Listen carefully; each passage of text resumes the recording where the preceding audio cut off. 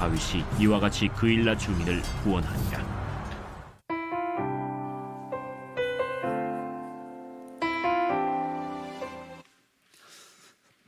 저는 지난 주간에 목사 계속 교육 일환으로 12일간 이태리를 방문하고 왔습니다.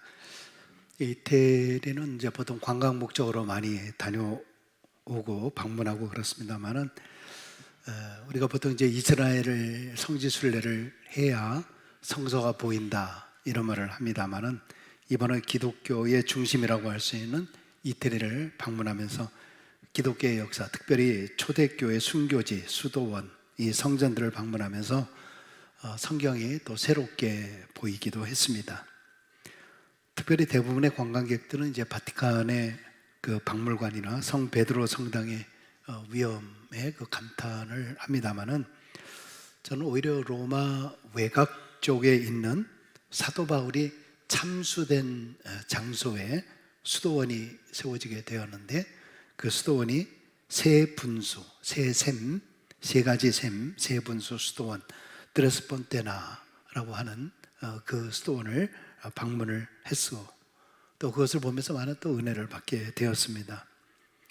이곳은 방문자가 적어서 좀 한가했는데요. 그 안에 성장 참수됐던 그 안으로 이렇게 들어갔더니 사도 바울의 머리를 놓고 칼로 치었던 그 단두대가 한번 보이시면은 저게 돌로 이렇게 되어 있는데요. 돌 위에 머리를 이렇게 놓고 그 상태에서 칼로 쳐서 그 사도 바울의 머리가 3번 굴렀다고 합니다. 그래서 3번 굴른 그곳에 샘이 나오기 시작을 해서 3개의 샘, 3개의 분수, 그 수도원이 생기게 되어서 드레스폰테스 또는 드레스폰테나라고 이름을 짓게 되었습니다. 그 성전 안에 보면은요, 화면을 또 보시면 저렇게 이제 화면이 되어 있긴 합니다만 그 오른쪽 옆으로 보면은 3개의 그 샘이 이렇게 되어 있는 것을 볼 수가 있습니다. 저는 그 분수의 모습 그리고 그 성전 안에서 하나님의 행하심에 대해서 이 질문을 던지지 않을 수가 없었습니다. 여러분, 사도 바울이 기독교에 끼친 영향이 얼마나 큽니까? 그를 통해서 수많은 교회들이 세워지고 하나님 나라 건설에 혁혁한 공을 세우신 분입니다. 그런데 이분이 그렇게 허무하게 비참하게 죽도록 놔두신 그 하나님을 참 이해하기가 어려웠습니다. 그가 살아있다라고 하면은 얼마나 많은 사역들 그리고 얼마나 더 큰 하나님 나라의 역사가 일어났을까 하는 의문이 드는 것입니다. 그런데 참 이상하게도 그의 죽음을 통해서 어떻게 보면은 인간적으로는 실패잖아요. 그 많은 사람들이 볼 때는 그것으로 이제 끝나고 기독교는 말살될 것처럼 그렇게 보이지 않았습니까? 오히려 그의 순교를 통해서 하나님의 역전의 역사, 역설의 역사를 일으키신 하나님, 그리고 그 수많은 곳에 그 순교자들을 위한 성당들 이런 것들이 세워진 모습을 보게 됩니다. 지금은 관광객들에 의해서 차지되어진 곳이지만은 참 기독교의 놀라운 역사를 참 이해할 수 없으면서도 하나님의 놀라운 섭리 앞에 무릎 꿇지 않을 수가 없었습니다.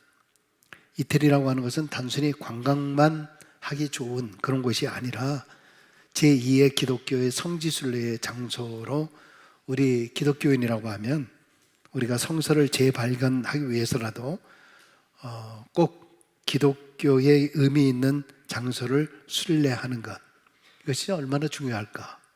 우리 성도들이 이스라엘 성지순례도 가고 그리스 터키도 가고 그렇습니다만은 오히려 이태리에 우리 다 캐톨릭식으로 되어 있지만 우리 개신교에 필요한 것들만 성지순례를 하는 것도 굉장히 큰 의미가 있겠다 하는 그런 생각을 해보았습니다. 요즘에 큐티 새벽기도 성서 일과가 이제 사무엘 하로 지금 들어가고 있습니다만은 오늘 저는 마지막으로 사무엘상에 있는 말씀을 함께 묵상하고자 합니다. 오늘 본문의 상황은 다윗의 생애에 있어서 가장 힘들었던 시기 중에 하나입니다. 잘 아신 대로 골리앗을 죽인 후에 백성들의 엄청난 인기를 받게 된 다윗이었지만은 역으로 사울 왕의 엄청난 미움을 받게 됩니다. 아마 사울은 다윗이 인기를 힘입어서 자기의 왕자를 빼앗을지 모르겠다라고 하는 그 두려움이 있었던 것으로 보여집니다. 근데 이제는 다윗을 미워하는 정도가 아니라 죽이려고 그렇게 했던, 혈안이 되었던 사울 왕을 보게 됩니다. 결국 다윗은 사울을 피해서 도망가는 신세가 되었고, 사울 왕은 다윗을 죽이기 위해서 수많은 군사를 풀게 되고, 또 자신이 직접 군사를 이끌고 다윗을 수색하기도 했습니다. 성경을 보면 시간이 지나면 지날수록 다윗이 계속 불리한 상황이 되지 않습니까? 오늘 우리가 같이 읽었던 사무엘상 21장, 22장 그 앞쪽을 보면은 세 가지 사건이 나오는데요.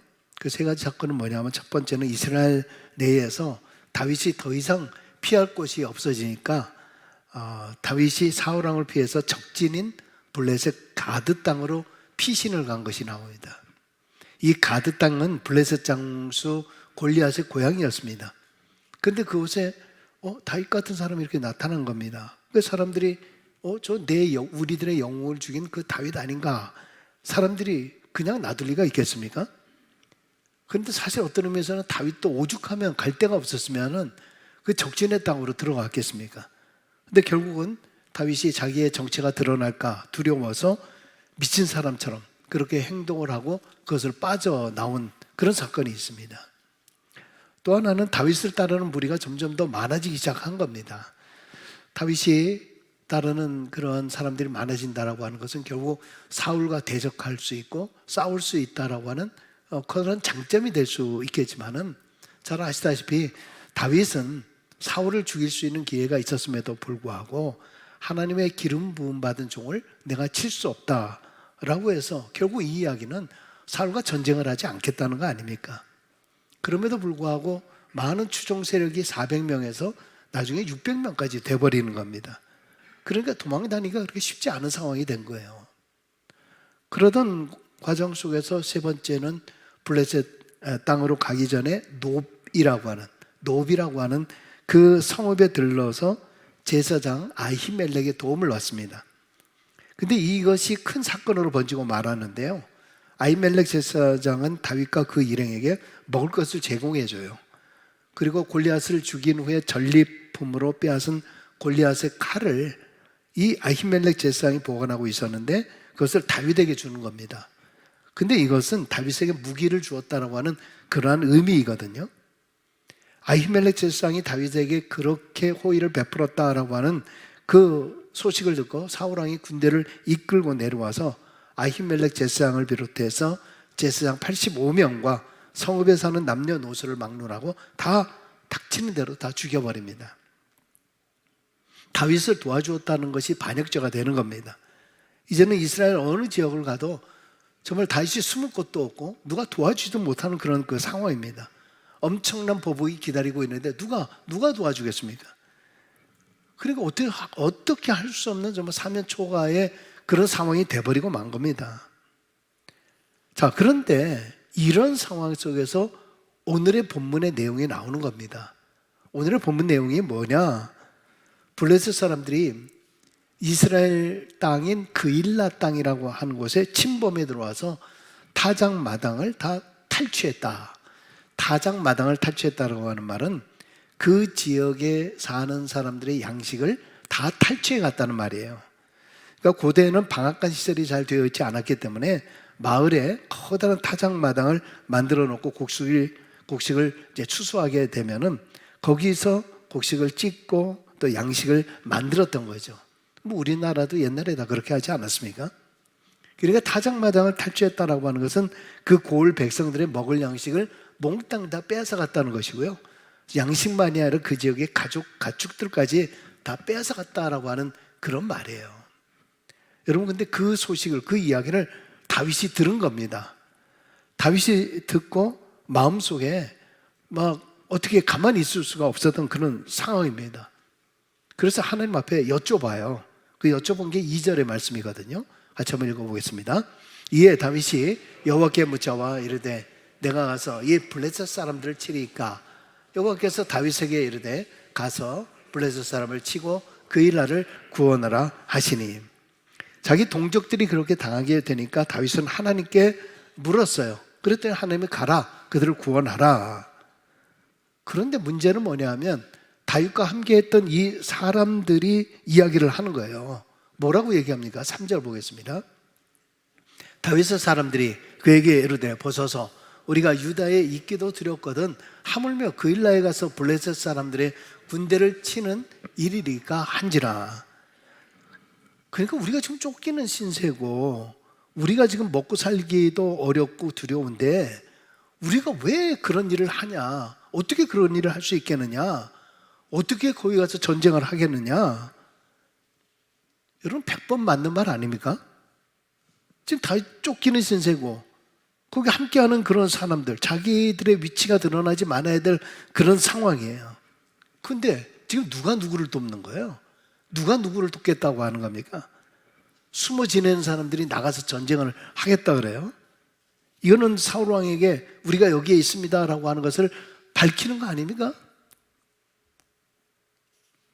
아마 처음에 다윗의 마음에도 그런 마음이 있었을 것 같아요. 마음에는 이들을 돕겠다라고 하는 그런 마음이 있기는 있었겠죠. 흥분되는 그런 마음도 있었고 괘씸하다는 마음도 있었고 그랬던데, 현실 상황을 돌아보니까 사실 주변 사람들의 말이 다 맞는 거예요. 틀린 거 아닙니다. 그러니까 어떻게 생각하면 그래, 어떻게 하겠어, 그냥 내가 좀 마음의 부담이 좀 많이 되기는 하지만은 그냥 내려놓자. 이게 현실이 아니냐, 사람들이 어쨌든 내 마음을 알아주니까 됐다. 여러분, 보통 우리는 여기서 끝내죠. 우리도 좀 그렇지 않습니까? 내가 동정의 마음이 없습니까? 나는 그렇게 하고 싶지 않습니까? 나 동정의 마음이 있고 나도 돕고 싶은 마음이 다 있어요. 그런데 현실이는 내 코가 지금 석자인데 내가 왜 오지랖을 떨고 내가 그렇게 돕고 나가서 그런 일을 할 필요가 있겠냐? 아무리 하나님이 하라 했어도 주변의 사람들이 이렇게 말리고 야, 너 지금 정신 차려라 이렇게 말을 하니까 이쯤에서 그냥 중단하고, 그래, 네 마음, 너의 마음 다 알아. 됐어. 근데 어떻게 하겠어? 그래서 하나님의 뜻을 물리치는 거 아닙니까? 여러분, 그런데 이때 다윗은 그 다음 어떻게 했어요? 적당히 그것으로 끝냈나요? 그렇지 않고 아주 중요한 결정을 또 해요. 대세가 다 기울었던 이런 상황인데 다윗이 하나님께 다시 또 물어요. 4절을 보세요. 다윗이 여호와께 다시 묻자오되 여호와께서 대답하여 이르시되 일어나 그일라로 내려가라. 내가 블레셋 사람들을 내 손에 넘기리라 하신지라. 하나님께 다시 물었는데 역시 하나님의 대답은 가라였습니다. 블레셋과 전쟁하라는 거예요. 이게 얼마나 마음에 부담이 됩니까? 아니, 사람들도 다 이러고 상황도 이러면 하나님도 그렇구나, 그래, 그러면 됐다, 가지 마라 이랬으면 좋겠는데 다시 또 가라고 얘기를 해요. 일에 대한 자기 안에 부담감이 느껴지는 거예요. 이 부담감, 거룩한 부담감이죠. 거룩한 부담감이 들어왔을 때 자신의 상황을 보지 않아요. 내 안에 이 부담이 되어도 하나님의 두 번째 응답에 확신을 얻은 이 다윗은 자신과 함께 있던 사람들을 설득해서 블레셋 사람과 싸워서 승리를 거두고 그일라 주민들을 구할 수가 있게 됩니다. 성공한 거죠. 여러분, 이쯤 됐으면은 어떻게 되는입니까? 사람들이 야, 역시 다윗이다, 다윗은 만만이다, 정말 대단하다, 그리고 다윗도 으쓱할 수 있지 않겠습니까? 그런데 중요한 거는 그 다음의 결과가 뭐냐라고 하는 겁니다. 다윗이 정말 하나님의 응답을 받은 건가? 정말 다윗이 하나님의 음성을 듣고 이런 일을 한 건가? 백성들은 다 아니라고 하는데 지금 이게 지금 다윗이 자기가 무슨 하나님의 음성을 들었다라고 고집 세운 거 아닌가? 그러나 다윗도 솔직히 비록 그일라 사람들이 블레셋의 침공을 받아서 곡식과 가축을 다 빼앗기고 억울한 일을 당했다 할지라도 다윗의 입장에서는 자신이 살기 위해서는 잠시 모르는 채 하고 가만히 있는 것이 오히려 최선이었을 겁니다. 솔직히 믿음은 믿음이고 현실은 현실인 거 아닙니까? 우리 많은 사람들이 그렇게 말하고 대답하지 않습니까? 목사님, 믿음은 믿음이고요, 현실은 현실입니다 라고 이야기하는 게 바로 우리의 모습입니다. 여러분, 지금 그 상황을 다윗이 몰랐을까요? 같은 동족의 피해를 입을 때 도와야 하는 것은 당연한 마음이 있었지만은 자신의 현실을 보면 그렇게 할 수가 없었던 거예요. 기도하면서도 솔직히 하나님이 가지 말라라고 했으면 더 마음이 편했을 거예요. 거기서 적당히 눈 감았으면 되는 거예요. 그런데 그 상황 속에서 에이 됐다 하면 되는데 다윗은 이 상황 속에서 또다시 하나님께 물어요. 구태여 물어볼 필요가 없어요. 근데 왜 묻습니까? 자기 양심에 불편함이 있는 거예요. 거룩한 부담감이 있는 거예요. 마음의 동요가 있는 거예요. 하나님의 공의가 그 안에서 작동되고 있었던 것입니다. 나의 안전이냐, 동족들의 고통이냐. 여러분, 세상을 살아갈 때도요, 이와 같은 딜레마의 상황이 자주 발생을 합니다. 내가 현실 앞에서 내가 꼬리를 내려야 되나, 아니면 내가 불편하고 힘들어도 이 상황을 헤쳐 믿음으로 나아가야 할 것인가. 때로 우리 인간의 지혜로 어떻게 해야 될지 결정을 내릴 수가 없어서 고민해야 하는 그러한 딜레마에 빠질 때가 참 많이 있습니다. 또 심지어는 어떤 경우는 내가 어떻게 해야 될지 이것을 알기는 알겠는데 내게 그런 힘이 없으니까 적당히 포기하려고 할 때가 있어요. 때로 현실의 상황은 내가 도저히 할 수 없는데 그래서 자꾸 눈 감고 모른 척 하려고 하는데 자꾸 내 마음에 나를 괴롭힐 때가 있어요. 여러분, 그럴 때 여러분은 어떻게 문제를 풀어나가십니까? 내 힘으로 어떻게 풀어나가야 할지 모르는 문제 앞에 다다랐을 때에 내 능력을 돌아보면서 아휴, 한심하게 나는 정말 아무것도 할 수 없고 난 능력도 안 되고 스스로 낙담하고 스스로 좌절한 채 고민만 하고 있다라고 하면 그것은 신앙인의 바른 자세가 아닙니다.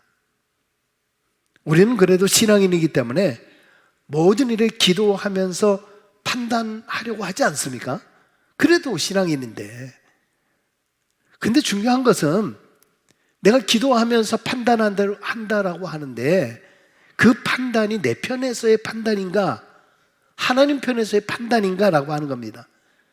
내가 기도한다라고 하면서 행동하는 것이 내 형편입니까? 하나님의 형편입니까? 내게 불리해도 믿음으로 판단하는 겁니까? 내가 기도해 보니까 이렇다라고 말하는 것이 정말 하나님이 주신 마음인 건지 내 생각, 내 판단이 아닌지. 솔직히 많은 사람들이요, 먼저 자기의 상황을 깔고 기도해요. 즉 사람들은 내가 생각하는 그 생각 쪽으로 하나님을 몰고 가요. 내게 안 좋은 상황이 될 것 같으면 하나님의 생각까지도 그렇게 몰고 가요. 기도해 보니까 그게 아니라고. 기도해 보니까 그게 아니라고. 하나님의 생각이 아니라 자기 생각을 하나님의 생각으로 하는 거예요. 정작은 자기 소견대로 자기 기분대로 행동을 해요. 실은 그것이 하나님의 응답이 아니었는데도 말이에요. 여러분, 그런데 하나님은 정반대일 수도 있어요. 하기 싫은데 하라고요, 하고 싶은데 하지 말라고요. 근데 많은 경우는 내가 원하는 방향으로 되면 순종하고 아니면 불순종해요. 그게 믿음인가요? 여러분, 하나님께 기도하고 하나님께 기도한 후에 결정을 했다고 했는데도 우리에게 어려움이 찾아올 수가 있어요. 여러분 보세요. 지금 다윗은 하나님의 음성이라고 나가서 블레셋과 싸워서 승리하고 9일날을 구했잖아요. 근데 그 다음에 어떤 일이 일어났습니까?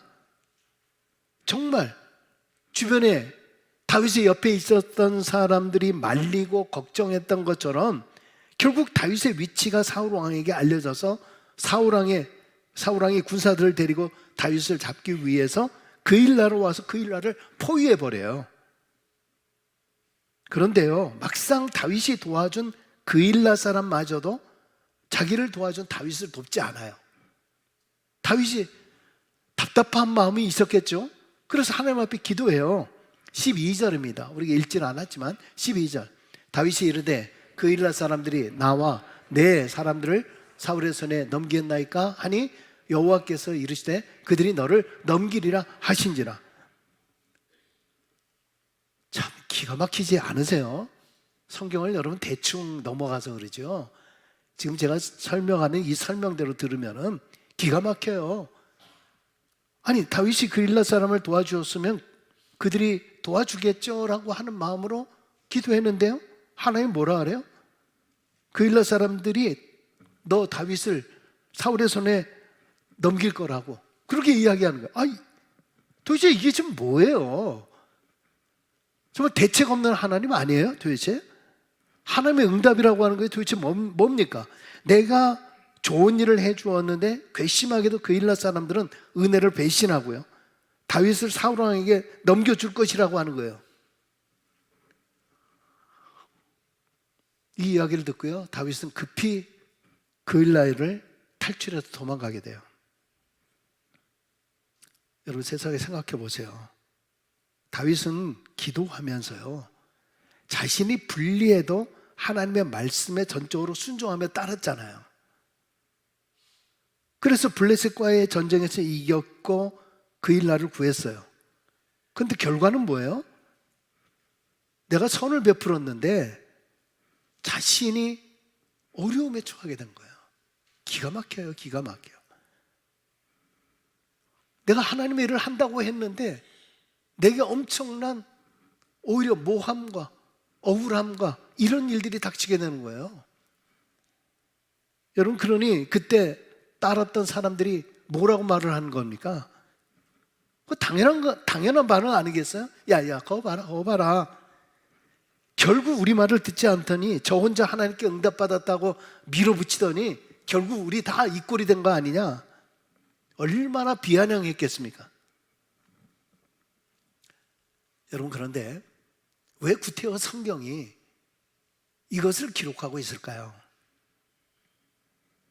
여러분 결과적으로 다윗이 붙잡히게 됐나요? 결국 죽임을 당하게 됐나요? 패배하게 됐나요? 네, 신기하게도 우리가 볼 때는 실패잖아요. 신기하게도 이런 일이 일어난 이후에 다윗은 벌써 자신의 땅, 백성들을 구한 특별한 상징적인 사건이 된 것이고, 이것이 후에 왕으로서의 자격시험에 합격하게 된 거예요. 할렐루야. 다윗이 우리를 구할 수 있는, 다윗이 자기의 손해적인 상황, 불리한 상황 속에서도 백성을 위하는구나, 끝까지 우리를 위하는구나, 사람들이 추앙할 수 있는 그런 사람이 된 거예요. 할렐루야. 여러분 다윗의 하나님이 오늘 나의 하나님이심을 믿습니까? 내 기분대로 기도하고 내 기분대로 행동하는 것이 아니라 내 기분과 달라도, 내 생각과 달라도 다윗처럼 거듭거듭 하나님께 물으셔야 돼요. 다윗이 한 번만 물은 거 아니에요. 주변에 이야기하는 사람들의 영향력을 받고 그래 나도 기도했는데 뭐 그래 잘됐다, 그게 현실이지 하고 꼬리를 내리는 것이 아니라 그럼에도 불구하고 또다시 한번 물어봐요. 두 번째 물어요. 비록 현실과 상황이 그렇더라도 믿음으로 나아가겠다라고 하는 신앙의 양심이 더 중요한 거죠. 내게 불편해도 해야 하는 것이면 행동하며 실천하는 양심 있는 신앙인이 되어야 하는 것입니다.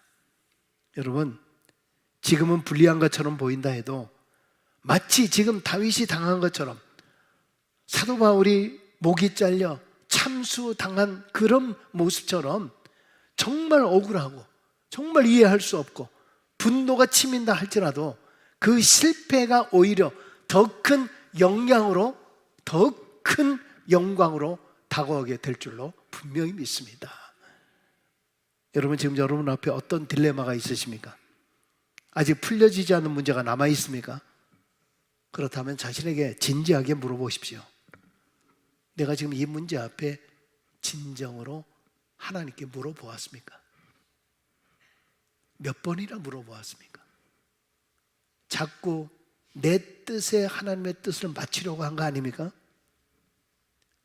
하나님은 거듭해서 우리에게 물어봅니다. 너 나에게 물어봤니? 너 나에게 물어봤니? 내 생각이 아닌 것 같아도, 내게 불리해도, 사람들이 다 말려도 내 마음에 내가 해야 할 것 같은 마음에 부담감이 있으십니까?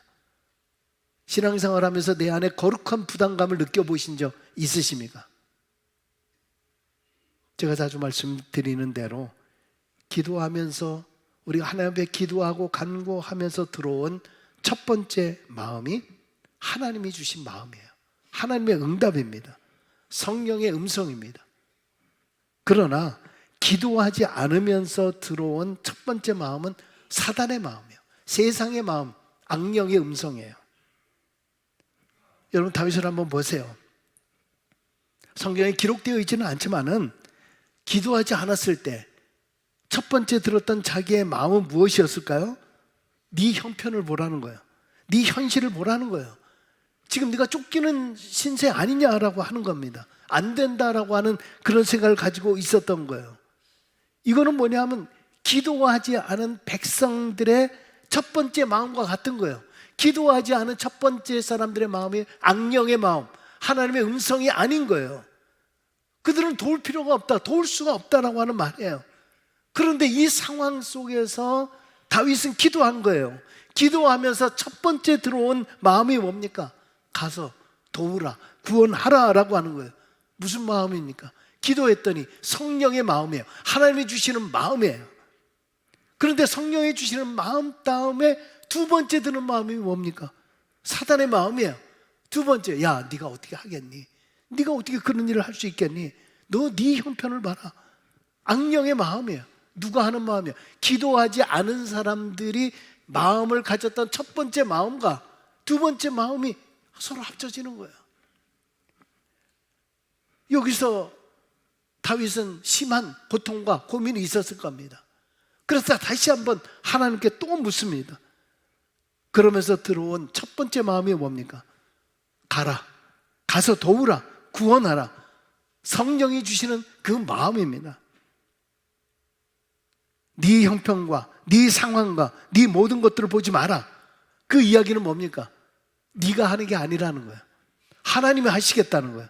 하나님이 도우시겠다는 거예요. 하나님께서 역사하실 것이다 라고 하는 것이에요. 그러니까 믿음으로 행동하라. 믿음으로 저질러라. 믿음으로 저지르고 믿음으로 행동하라. 이것이 바로 기도하면서 주시는 성령의 첫 번째 음성, 하나님의 음성, 하나님의 영으로 나에게 행하는 거예요. 세상 사람들은 기도하지 않으면서, 그러면서 언제나 세상의 방법과 세상의 상황 속에서 현실을 바라보라고 이야기를 합니다.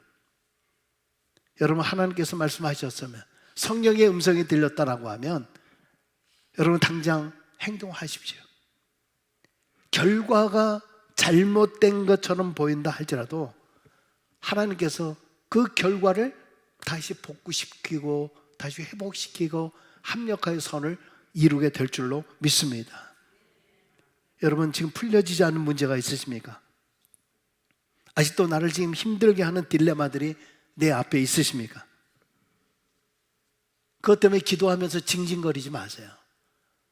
그것 때문에 기도한다라고 하면서 원망하고, 기도한다라고 하면서 불평하고, 기도한다라고 하면서도 짜증내고 한숨 쉬고. 여러분, 다윗처럼 내 삶에 대해서 하나님께 물어보세요. 하나님께 계속 물어보십시오. 또 물어보십시오. 그러면은 그 결과가 설령 내게 별로 좋지 않은 것처럼 보인다 할지라도 분명히 하나님께서는 선한 능력을 통해서 우리에게 더 좋은 길을 예비해 주실 줄로 믿습니다. 오늘 하나님께서 그 말씀을 우리에게 주시는 거예요. 뭐야? 나는 하나님의 뜻대로 한다고 했는데 결과가 이게 뭐야?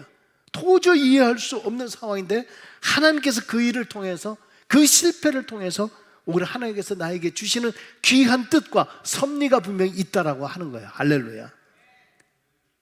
우리 하나님께서 여러분에게 더 좋은 길로, 선한 능력으로 우리를 분명히 이끌어 주실 줄로 믿습니다. 이 믿음으로 더욱 힘 있는 신앙인의 삶을 살게 되시길 주의 이름으로 간절히 축원합니다. 기도하겠습니다. 아버지 하나님, 인생의 삶을 살면서 그래도 신앙 주셔서 감사합니다. 그래도 하나님 앞에 기도할 수 있게 되고 또 하나님 앞에 또 맡길 수도 있고 또 삶이 답답하고 힘들고 딜레마에 빠졌을 때 그래도 기도할 수 있는 힘을 주신 것 감사합니다. 그러나 기도하면서도 징징거리지 않도록 도와주시고 기도하면서 원망하지 않도록 도와주시고 설령 내게 불리한 조건과 불리한 상황이라 할지라도 하나님의 말씀 앞에 저는 순종하겠습니다. 하나님께서 역사하실 것입니다. 맡기면서 행동하는 우리 모두가 되게 하여 주옵소서. 하나님께서 모든 것들을 다 합력하여 선을 이루게 될 줄로 믿습니다. 예수님의 이름으로 기도했습니다. 아멘. 아멘. 우리 자주